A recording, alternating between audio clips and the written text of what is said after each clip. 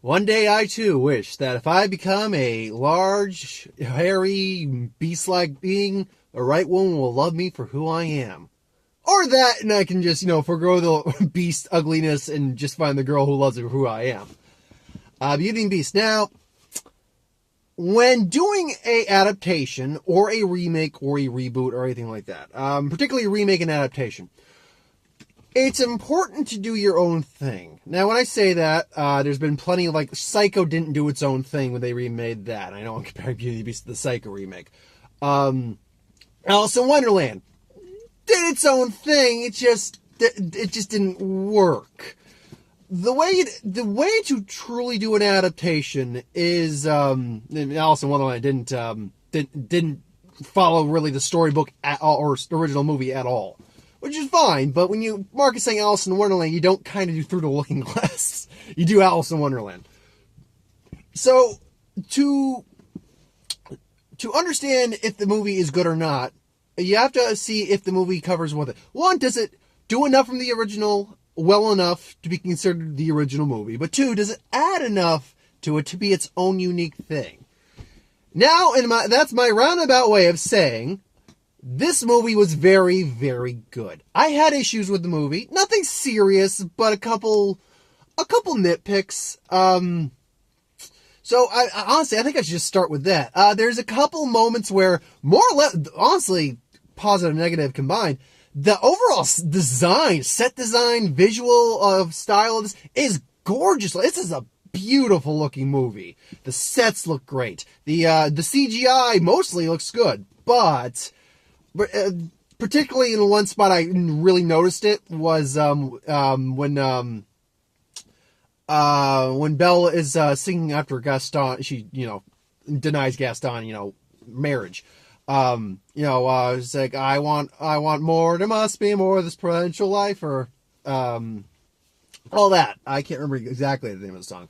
But while the landscape itself looks fine, if you kind of lose your focus on Belle a little bit in the scene and you look at the sky, you can clearly see this sky doesn't look quite right as opposed to the rest of the scenery.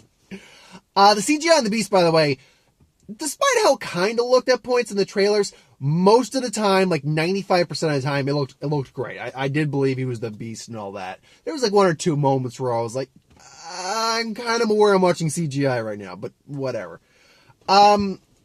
Honestly, when we started the film, I was not a fan of how we started the film, honestly. Because we, as opposed to just getting the backstory of the Beast, where it told through narration, watching the castle, maybe start off happy, maybe get a couple glimpses of the hand, the rose, the enchantress, all that. No, instead we see the young Beast, we see the prince, we see everyone. Well, except Lumiere and Codsworth. They're, for some reason, kept in shadows, even though most of us know who's playing them. Ian McKellen and, Train Spotting. Ewan McGregor. We all know most of us know it was them. But we see basically all the characters that would become some of the main characters. We see the dog, we see Chip, we see Miss Potts, we see the piano, I can't remember that guy's name. Apparently it's played by Stanley Tucci. We see the opera singer was the dresser. We see her, and I gotta say, I'm and they're doing powdered wigs and all that crap. I'm like, wow.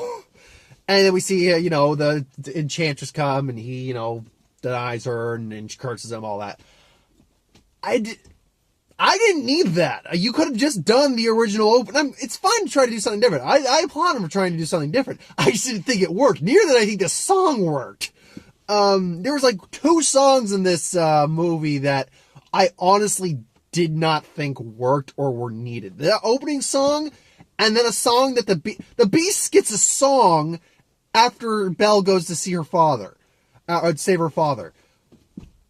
Look, I get the original movie's 90 minutes, a little over, maybe, or a little less, give or take. And I know you gotta fill in, it's 2 hours and 9 minutes. I know you gotta fill that in.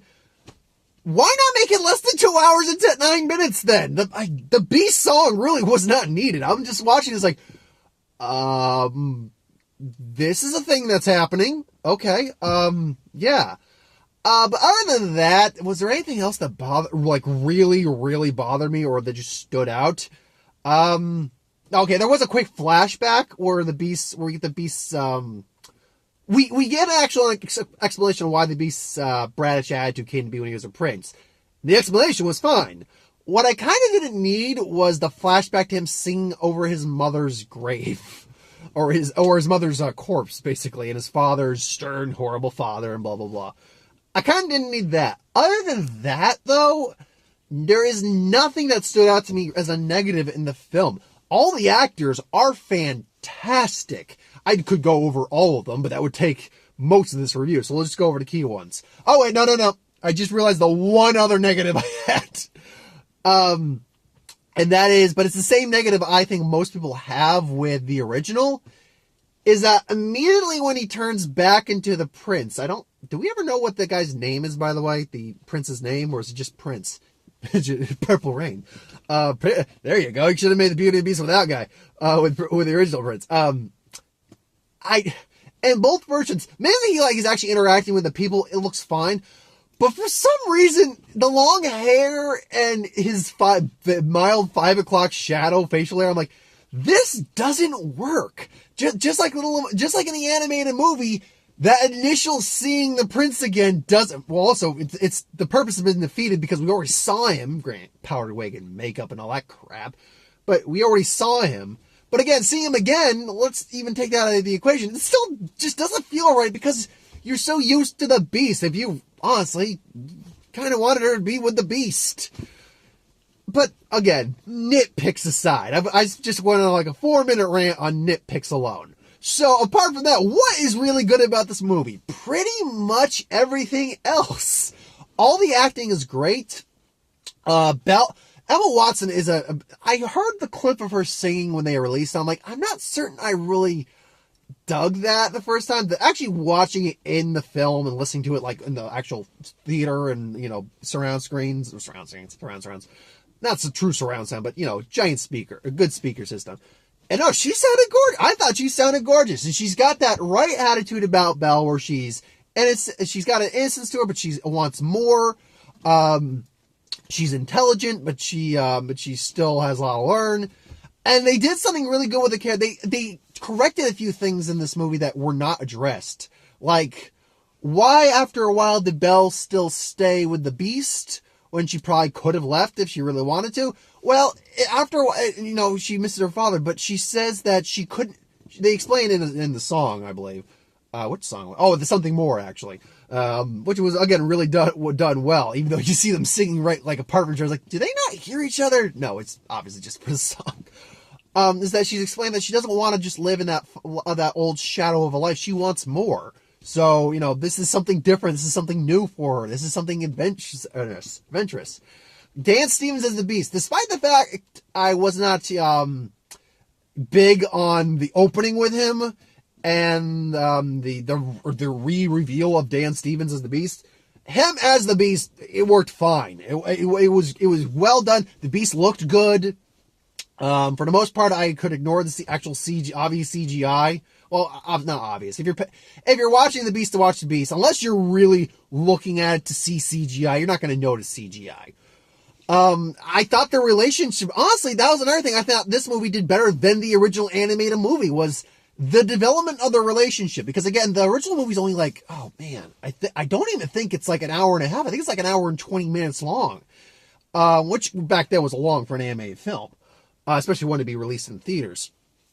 But, we get, she saves him from the wolves, and then their entire relationship is explained basically over that song, more or less. There's a couple moments, and then the dance scene.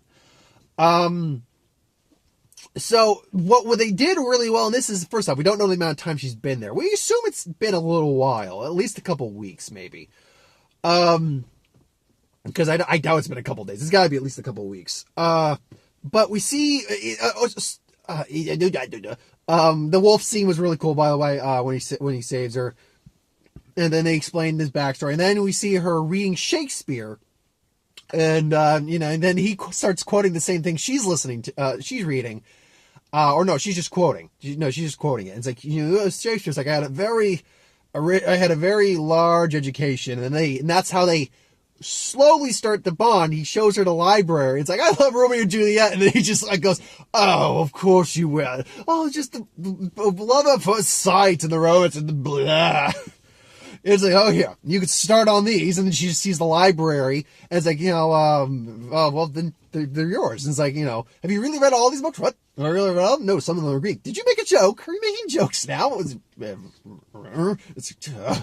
then, but I love this too. It's not this, she's astounded. She's almost about to cry. It's like, oh my God, so much. You just see her in like pure nirvana. I'm like, those little touches, and they're all over the film. I'm not going to go over every single one, but they're all over the film. Kevin Kline, I thought was actually really good as her dad. Really good, actually. He actually had a lot more screen time than the original dad, which I liked. He picks the lock of the guy who's got something he's saying since I was like, yeah, she's a bit of a handful. Oh, well, this is yours. You have kids? She's just having a casual conversation with him. And of course, we got to talk about Gaston. And by the way, everyone who plays the Mrs. Potts, Cogger, they're all great. But got to talk Gaston and LeFou. Now, Luke Evans is amazing. Because when I hear him on those clips singing like No One Fights Like Gaston, or just singing in general, his voice, I'm just like, at first I'm like, I don't know about I kind of agree with Mark that I'm technically, when I think Gaston, I think The Rock, honestly, in physicality terms. But, take that out of the equation. That booming voice that Gaston has when he's singing, I'm like, I don't know if Luke Evans has that. When I actually hear him singing in this, I'm like, nope, that's Gaston. And his escalation to, with actually, again, they give him a bit more background, like he was in war. He was in the war, and, he's got a temper on him and all that stuff like the original, but because of that, it's just no, think about the war, no, think about the battle, think about the widows. Oh, yeah. Maurice, you'll never marry Belle. Yeah, I saw that coming. He's astoundingly good, especially when you see his arc throughout it, just going from, stupid but gentlemanly, just full of himself, to full on raging dick who's just killing the beast because he wants Belle and all this crap. And then the LeFou thing. Honestly, here's the thing. They never say, they hint in the movie he's gay. We know the character's gay because they said the character's gay. But if you didn't go in knowing the character was gay, you would only just kind of get an idea, like guess he was gay. But when you actually go in knowing that he is gay, no, actually, it works better. I gotta say, it works better because you see his arc as well. And his arc with Gaston is like, I can't do this necessarily anymore, Gaston. He's pining and swooning over him. And then he ends up dancing at the end with a guy who the opera singer dresser drawer kind of wrapped up in things. So that was pretty, that was well done. I thought that was extremely well done. Particularly their dynamic. They were just so perfectly in sync with each other, comedic wise, dramatic wise. The movie does have some intense shots too. The wolves is pretty good, especially when they just kind of appear. The first time around, like when Maurice is just running for his life. Yeah.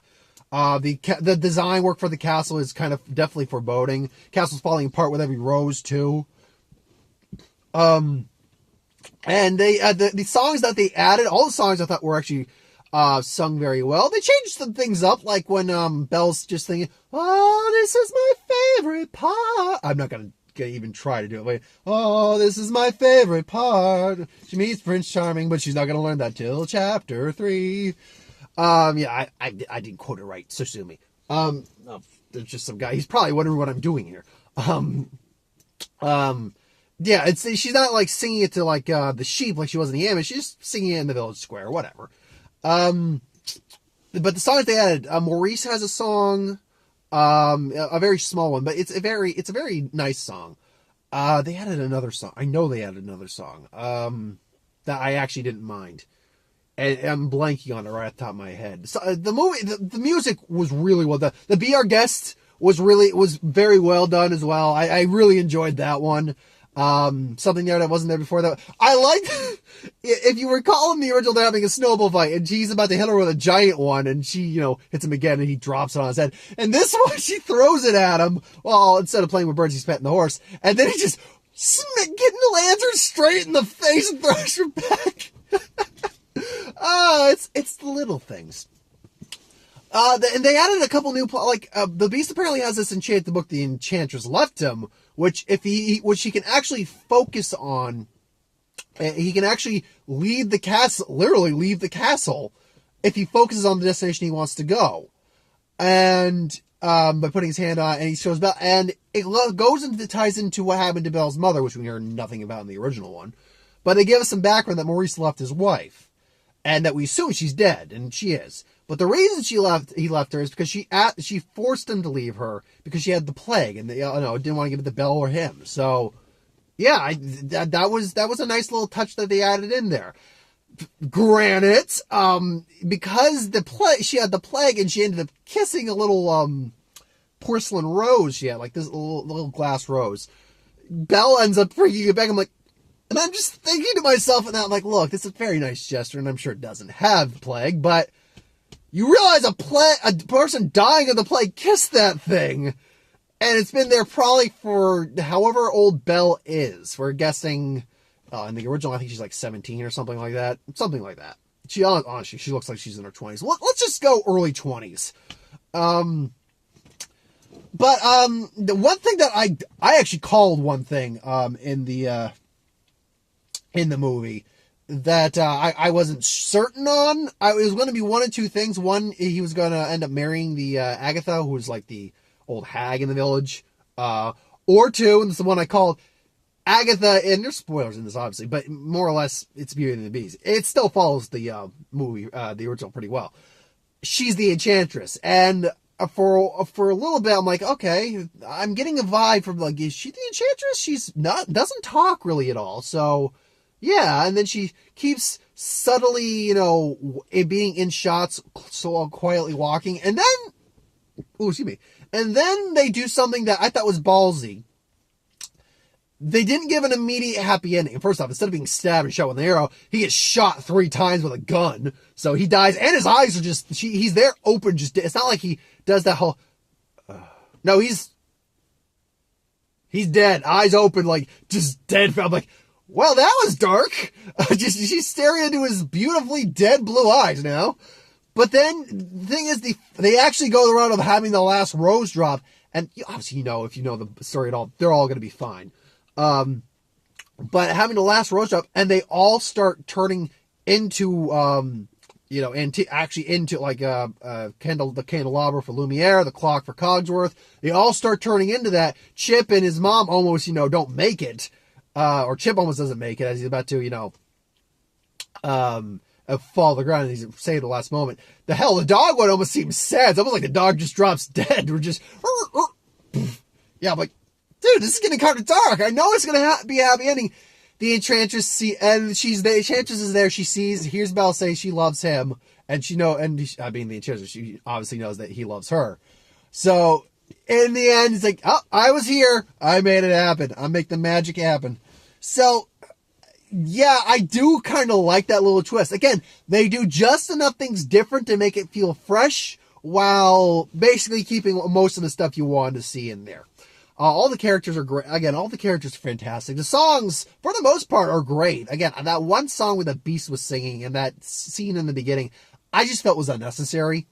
The movie doesn't feel long. It honestly feels like the right pace. Other than that, I don't have much else to say on it. What would there goes the light. Yeah, 1 second.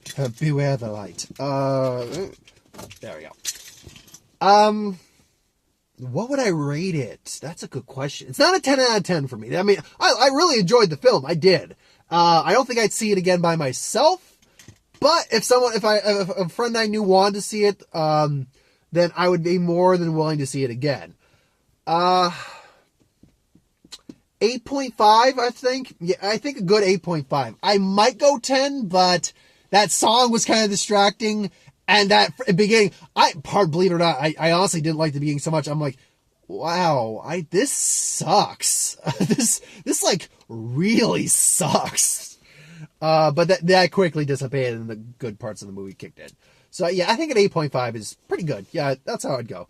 I got, not including that Guardians of the Galaxy like 30-second TV spot thing. I got not 8 trailers. Holy crap.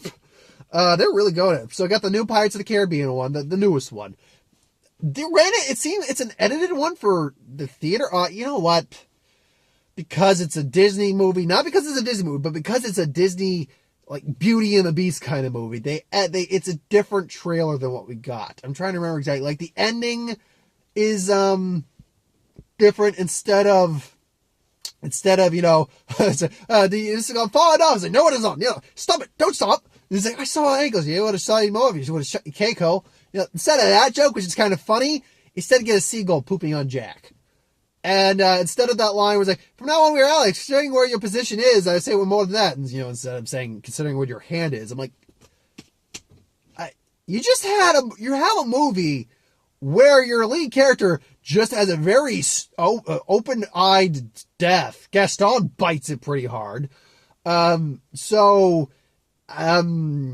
You're upset about a little innuendo? Okay. Other than that, I'll be honest, I kind of been looking forward to this one.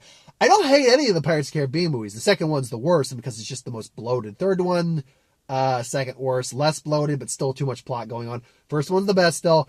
Honestly, I think the fourth one is actually the second best because they steered away completely from Will Turner and Elizabeth Swann in that one. And Ian McShane was pretty good. Penelope Cruz wasn't terrible. Jeffrey Rush was pretty fun. Jack Sparrow's always good. Coco, this is one that this trailer just dropped today. I didn't watch it immediately, but then apparently got attached to this. It's kind of like Book of Life scenario where it's like Day of the Dead a little bit and remembering your ancestors and all that, or remembering someone. And I don't know exactly. It looks. It very much reminds me of Book of Life. There's some good stuff in that trail, like when the kid strumming his guitar to the guy's guitar. That was pretty good. And it looks bright and colorful, but it just reminds me of Book of Life, right down to the guitarist. So yeah, I'm not certain. I'll have to see another trailer. Despicable Me 3 again. That's something that dropped like yesterday. I haven't watched. I've never actually. No, I take it back. I've seen the first Despicable Me. I haven't seen the second one. I know Gru's married and he's in the third one. And now he's got a brother, and the brother convinces him to do one last villainous heist.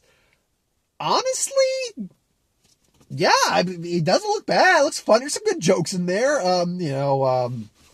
The minions trying to persuade Gru, say, yeah, you used to be villainous. Come on, you were driving a tank, now you're driving a lawnmower. No, you were going through laser grids, picking up dog food, so forth and so on. And there's some good jokes in there. I'll probably give it a watch. The newest Wonder Woman trailer, the origin trailer. I'm already all in for Wonder Woman, man. I mean, I know the DCU has been having some problems, but overall, I'm down for Wonder Woman. I hope it's good. And it's a good trailer. Diary of a Wimpy Kid: The Long Haul. They're still making these movies? I mean, Jesus. What? I guess I can understand why they can make these movies, because they're probably made on chump change and they make a killing in terms of their profit overall. Like if they're made on they're probably making like $10 to $20 million. They probably rake in 90 or 100 something $1 million overall. So the franchise probably makes money, but I just don't care. This, first off, it was a terrible trailer. And it had elements of the Goofy movie where you're rerouting, granted it's with a GPS, not a map, but you're rerouting the GPS to go to your destination, not the family destination. So, okay, you're ripping off the Goofy movie now? Smurfs: The Lost Village. It looks better than the other two pieces of crap, so I guess I'll give it. There's not a great amount coming out in April anyway, so this is probably going to be on my to-do list to see. And yeah, the spoilers. The Lost Village is female Smurfs. There's a Papa Smurf and now a Mama Smurf. Smurf. So yeah, Power Rangers. It was a shorter trailer, like a 1 minute trailer, but it was still entertaining. Still looked good. Still had fun. I've actually kind of got some high hopes for a Power Ranger. Now, I'm not going with great expectations, just hopes. I fully know, because I did grow up at Power Rangers. I fully know this movie could suck, but I'm going, you see Alpha kicking a holographic putty man's ass, like, yeah, Power Rangers! So, okay, that's cool. And then Transformers, it's a new trailer. This was bad. The other two I could maybe give a pass for just kind of being boring. This was bad. You have this girl talking to what you're guessing is a camera. And she's like, yeah, I fight like a girl, I run like a girl. You know what I say? It's like, what? Don't you? And I was like, what is this, a commercial for Adidas? And then you get the fucking Michael Bay lines where it's like, oh, who's that? It's like, as far as you're concerned, he's my boyfriend. It's like, oh yeah, how and Zurgi's like, how long has that been going on? And she gives a look, and I'm like, oh, that's bad writing. That is bad writing. Oh, and then, of course, you get some okay Transformers effects. They all look about the same now. But what I'm interested kind of in a bit more is, I am at least interested in where it's Unicron. We know Unicron's coming. That plant size thing is a version of, or some form of Unicron. You see a giant horn of Unicron. We're going to get Unicron. But what's interesting is I'm trying to figure out where the story of this kind of is at in this world, because we have these, Ed 209s, I believe it's the giant murder bots from RoboCop, kind of patrolling and killing individuals and Transformers, and what has the world turned into?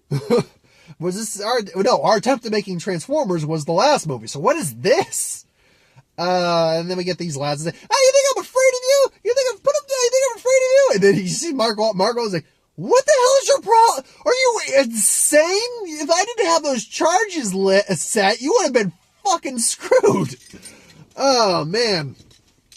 And Mark Wahlberg's back, and I like Mark, despite how Mark might not like him just for the name, and, Marky Mark, Funky Bunch, all that stuff, because he got that as a kid. I don't mind Mark Wahlberg. He's actually a pretty good actor. But leaving to Michael Bay to just suck the talent out of so many people in this movie. In this series. Don't get me wrong, Michael Bay's a good director on the right platform, but his time came with the first Transformers and ended with the first Transformers. The only one I thought was passable was the fourth one, and that one was just bloated as fuck. And the third one pissed me off something fierce. I have never been as angry at a movie as I was at that one. I don't think so. Yeah, no, I've never been that. I wasn't even that angry at The Last Airbender. And both of them had some decent action or effects, but that's about it. Anyway, I digress. That's all the trailers. Next week will be Power Rangers and Life. I definitely want to see Life, because if you've seen the new Red Band trailer, oh man, that thing looks freaking weird and awesome and horrifying. But the perfect type of horror movie for me is either sci-fi horror or creature horror. Those are my wheelhouses for horror, and that looks awesome. And Power Rangers. But those two are definitely on my list to see next week. Anyway, thanks for watching. I hope you enjoyed. Like, comment, share, and subscribe. If you want us to review something, put in the comments below. Let us know. We'll do a review of it at some point. Ideas for who wins, what if, Star Wars, magic, superhero, and anything else I do on the channel. Please put that in the comments below. I take your requests. I'd like to make you guys part of the channel in my own way. And yeah, apart from Samurai Jack and Dragon Ball Super videos and box office, I don't have any other plans for the week. But who knows? Something might pop up. Anyway, thanks for watching.